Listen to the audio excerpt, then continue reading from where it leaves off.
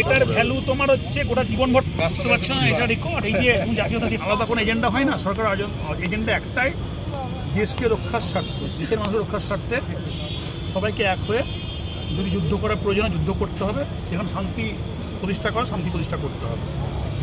কিন্তু দেশের যখন মানে সুরক্ষার সওয়াল আসবে, যখন প্রশ্ন আসবে, যখন বিদেশিরা আক্রমণ করবে, সে পাকিস্তানি হোক আর যত বড়ই দেশ হোক না কেন, তো সেখানে সমস্ত দেশের যা আমাদের মানে কি বলবো যে পলিসি আছে, সেখানে নৈতিকতার প্রশ্নে সবারই কিন্তু এক হওয়া উচিত। সেই রাজধর্মটা মমতা বন্দ্যোপাধ্যায় পালন করেছে। পাশাপাশি এটাও তিনি দেখিয়েছেন যার যে রাজনৈতিক ফিলোসফি আছে, রাজনৈতিক নীতি পলিসি আছে, সেখানেও কিন্তু তিনি দেশের মানুষের পক্ষে। আজকে যে কর্মসূচিটা হলো, আজকে পুরোটাই রাজনৈতিক কর্মসূচি। বহরমপুর টাউন তৃণমূল কংগ্রেস এটাকে একটা অর্গানাইজ করেছে এবং সেখানে সহযোগিতা করেছে বহরমপুর মহিলা তৃণমূল কংগ্রেস, মিউনিসিপ্যালিটি কাউন্সিলররা তৃণমূলের, এবং তার সঙ্গে আপনার যুব তৃণমূল কংগ্রেস, তার সঙ্গে আমাদের আইএনটিটিসু, এরা সবাই এখানে সহযোগিতা করেছে। তার মানে পার্টির যে কর্মসূচি সেটা পরিষ্কার। এখানে যে সরকারের যে রাজধর্ম সরকার পালন করবে, কিন্তু আমাদের পার্টিও কিন্তু দেশের বাইরে কোনো পার্টি নয়, দেশের স্বার্থ রক্ষার্থে এবং সমাজের স্বার্থ রক্ষার্থে পার্টির ক্যাডারদের, পার্টির যারা সোলজার, তাদের যে ভূমিকা পালন করা দরকার সেটা তারা করবে। অর্থাৎ লড়াইয়ে তারা দেশের স্বার্থের লড়াই সবসময়, দেশে সে যে কোনোই হোক না কেন, সে যদি কাশ্মীরে যদি আমাদের বাঙালিরা মারা যাক, সেখানেও হচ্ছে যেমন নিহত হয়েছে, সেখানে লড়াই থাকবে। পাশাপাশি যদি কন্যাকুমারীতে যদি কোনো দেশের মানুষ মারা যায় অন্য দেশের শত্রুর হাতে, সেখানে আমাদের লড়াই থাকবে।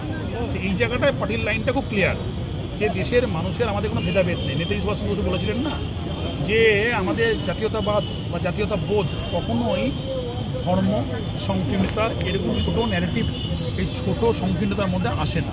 জাতীয়তাবাদ এমন এই যে মানুষে বিভাজন তৈরির ক্ষেত্রে আমি কোনো মিডিয়ার নাম আমি আপনার কাছে শুনতে চাইছি না, কিন্তু এই যে পারসেপশন মিডিয়া, এইটা কি খুব নেগেটিভিটি তৈরি করছে না আমাদের? আমরা মানে আমাদের যেটা অভিজ্ঞতা, আমরা ছোটোর থেকে কি দেখতাম, একটা পেপার দেখতাম, সেখানে আনন্দবাজার ছিল, প্রায়োরিটি ছিল, আমরা বইপত্র অতটা পড়তাম না। আমাদের প্রত্যেকে যাদের পড়াশোনাও করেনি একাডেমিক লাইনের বাইরেও, তারা প্রত্যেক দিন পাড়ায় পাড়ায় একটা, এটা বাঙালি সংস্কৃতির অন্যতম একটা বড় দৃষ্টান্ত যেটা বাঙালি শিখিয়েছে, প্রত্যেকটা জিনিসের গণমাধ্যমের মধ্যে দিয়ে খোঁজখবর রাখা। অর্থাৎ মিডিয়ার এতটা ভরসা বাঙালি সমাজে ছিল বা আছে।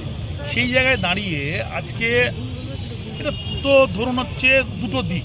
একটা জায়গা যে আজকে যদি ধর্মের বিভাজনটাকে যদি উস্কাই, আমি ধরুন ধর্মের কিছু সংকট যদি আছে, আপনি দেখতে পাচ্ছেন সেই জায়গাটাকে জাগিয়ে আপনি তো এই যে দেশের এই পলিসিটাকে আপনি তো চেঞ্জ করতে পারবেন না। ভারত স্বাধীন হওয়ার সময় অলরেডি আপনার আইন তৈরি হয়ে গেছে যে ভারতবর্ষ যতদিন থাকবে এই ফান্ডামেন্টাল দিকের ওপর বেঁচে থাকবে। অর্থাৎ সেই জায়গা থেকে মিডিয়াগুলো, যে এক শ্রেণী মিডিয়া, সবাই না, যেভাবে হচ্ছে আপনার বিভিন্ন রকম ইস্যু তৈরি করছে, ইস্যুগুলোকে হচ্ছে হাইলাইট করছে, ইস্যুগুলোকে আপনার মানে করছে একটা উদ্বায়ী ইস্যু, যাকে বলে আপনার মানে হাওয়াকে এক ঝোঁকা। তো এই হাওয়াকে এক ঝোঁকা কখনোই আপনার পুরো নিঃশ্বাস প্রশ্বাস হতে পারে না। তো আপনার কালবৈশাখী আসে, থেমে যায়। তো কালবৈশাখী হচ্ছে ফর টেম্পোরারি পিল। তা মানুষের কোনো জিনিস, অর্থাৎ আমার যেটা স্বাস্থ্যকর নয়, যেটা আমার মানে এটাকে বলছে যে উগ্র জাতীয়তাবাদ, মানে এটাকে এই চ্যানেল হচ্ছে উগ্র জাতীয়তাবাদ কখনোই মানবিকতা তৈরি করে না, আর মানবিকতা ছাড়া পৃথিবী চলতে পারে না।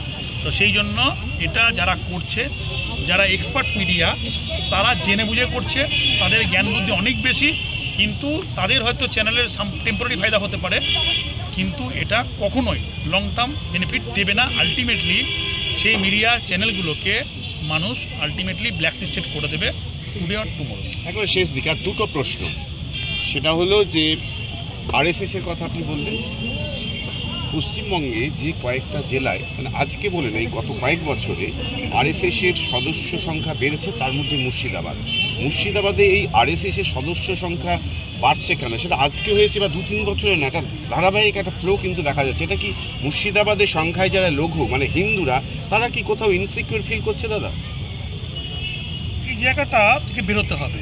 ইনসিকিউর কতটা প্র্যাকটিক্যাল মানে প্র্যাকটিক্যাল আছে কিছু পোর্শনে যদি থাকে, সেটা কিন্তু আপনার খুব মানে ক্ষুদ্র আকারে, কিন্তু যদি এটাকে বেস করে কেউ যদি ভাবায়, অর্থাৎ গণতান্ত্রিক শক্তিপ্রেমী কোনো সংগঠন বা যারা পাওয়ারে আছে, যদি কেন্দ্রীয় সরকারের দিক থেকে যারা রাজনৈতিক নেতারা আছে তারা তো প্রকাশ্যেই বলছে, তারা যদি ভাবায়, তাহলে পরে এটা ভুল হচ্ছে, এই লাইনটা ভুল।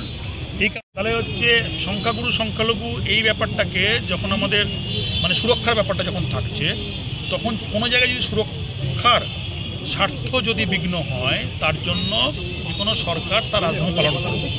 অলরেডি এখানে মাননীয় মুখ্যমন্ত্রী এটা কিছুদিন মুর্শিদাবাদ সফরে এসে অলরেডি সেটাকে তার প্রশাসনিক দক্ষতা এবং বুদ্ধিতে তিনি সেটা অফিসিয়ালভাবে এটাকে চ্যালেঞ্জ নিয়েছেন এবং সেটাকে ঠিক করার চেষ্টা করছেন। তো সেই জায়গায় দাঁড়িয়ে বিষবিক্ষ মতন যদি রোপণ করে, সেটা কিন্তু নির্মূল হওয়ার নয়। অর্থাৎ যারা এই ট্যাপে পা দিচ্ছে, উস্কানিমূলক ট্যাপে পা দিচ্ছে, সে যে সম্প্রদায়ের হোক না কেন, যদি আমি ধরি যদি বিজেপির ট্যাপে হিন্দুরা পা দিচ্ছে, আর মিমের ট্যাপে বা অন্য মানে পররাষ্ট্র দেশের কোনো যদি আপনি মৌলবাদী শক্তির মধ্যে যদি কোনো মুসলিম মানে অল্প পোর্শন যদি ট্যাপে পা দিচ্ছে, তাহলে পরে আলটিমেটলি ধ্বংস তাদের আছে। কারণ দেশীয় স্বার্থ, দেশীয় সংবিধান, দেশীয় শক্তি কখনোই এগুলোকে প্রশ্রয় দেবে না এবং এগুলোর নির্মূল আছে, এগুলোর ধ্বংস আছে, অর্থাৎ লাভ হবে না। শেষ প্রশ্ন দাদা, খুব সেন্সিটিভ একটা প্রশ্ন, সেটা হলো যে অপারেশন সিঁদুর, এই যে অপারেশন হয়েছে, অপারেশন সিঁদুর নামকরণ করা হয়েছে, এইটা নিয়ে আদালতে একজন মামলা করেছেন যে এই অপারেশন সিঁদুর শব্দটা ব্যবহারে তার আপত্তি রয়েছে। আপনি কি বলবেন? কিছু কিছু জায়গায় আমার মনে হয় মামলা করতেই পারে। প্রথম কথা, আমাদের দেশে তো মানে মানে কি বলবো, গণতন্ত্রের সব কথা বলার অধিকার আছে। তো আমার এটা জানা নেই যে যিনি জানা নেই সেই বিষয় নিয়ে কেন নাম দিয়েছে, কেন ইয়ে করেছে। এখন ভারত সরকার বিভিন্ন রকম, কোনো সময় কংগ্রেস থেকে যে, কোনো সময় হচ্ছে বিজেপি আছে। এখন এই জায়গাটা, এই নামকরণ নিয়ে তাদের একটা চয়েস থাকে, বিভিন্ন চয়েস থাকে, গভর্নমেন্টের একটা চয়েস থাকে। সেই চয়েসটা যদি কাউরির যদি ধর্মে আঘাত করে, কারণ সেটা একটা জায়গায় মানে এটা তো বরাবরই আছে, কারণ কোনো জায়গায় সেই এখানে মানার ব্যাপারটা, না মানার ব্যাপারটা, তার অপারেশনের যে টাইটেল, এই ব্যাপারটা জায়গাটা আছে। কিন্তু সেই যে ইয়েটাকে মানে অ্যাকচুয়ালি দেখতে হবে যে তার সঙ্গে কোনো ভারতবর্ষের সৈন্যদের, বিশেষ করে সৈন্যদের, এটা ভারতবর্ষের কোনো আলাদা, এটা অন্য পার্ট, এটা যেহেতু হচ্ছে আপনার মানে প্রতিরক্ষার পার্ট, প্রতিরক্ষার নিয়মকানুন কী আছে, প্রতিরক্ষা ব্যবস্থার ওপর সুপ্রিম কোর্টের কগনিজেন্স কতটা নিতে পারে, এবং সেখানে কেন্দ্রীয় সরকারের বিশেষ করে প্রতিরক্ষা বলয়ে কি ফাংশন আছে, অর্থাৎ নৌসেনা, বায়ুসেনা যে চিফ আছে, সেনাপ্রধানরা আছে, সেখানে তাদের মতামত এবং সরকারের মতামত কতটা হচ্ছে ওখানে সঙ্গে ভারতবর্ষের যে আপনার কোর্টে যাওয়ার যে বিষয়টা যেটা আছে, এবং কার সেন্টিমেন্টে যদি কোনো কিছু ইস্যু, কোনো ইয়ে থাকে, ধর্মীয় ভাবাবেগে যদি আঘাত হয়ে থাকে বা তার কোনো জায়গায় খারাপ লেগে থাকে, সেই জায়গাটা কতটা প্রাসঙ্গিক এটা দেখতে হবে। তো কোর্ট কেস করার জন্য কোর্ট কেস করলে হবে না, কোর্ট কেস করার জন্য কোর্ট কেস করলে হবে না। আবার হচ্ছে প্রতিরক্ষা ব্যবস্থার ওপর না জেনে আমিও কোনো আলাদাভাবে আলটোপকা মন্তব্য করতে চাই না, যেটা আমাকে মানে এটা আমি জানি না। সেই জন্য আমি যেটুকু জানি যে প্রতিরক্ষা বলয়ের ওপর কিছু কিছু আপনার যেমন আরটিআই সব জায়গায় করা যায় না, প্রতিরক্ষা বলয় আরটিআই করা যায় না, দেশের সুরক্ষার ব্যাপার আছে। এখন দেশের সুরক্ষার স্বার্থে কী পলিসি আছে, কি আপনার আইনকানুন আছে, কি হচ্ছে মানে আমাদের মানে কতটা হচ্ছে কার স্পেস আছে, সেটা না জেনে আমি এই মুহূর্তে মন্তব্য করতে পারবো না। আজকে কে ছিল? আজকে সবাই আমাদের মূলত দেখুন, বহরমপুরে আমরা সবাই চলি।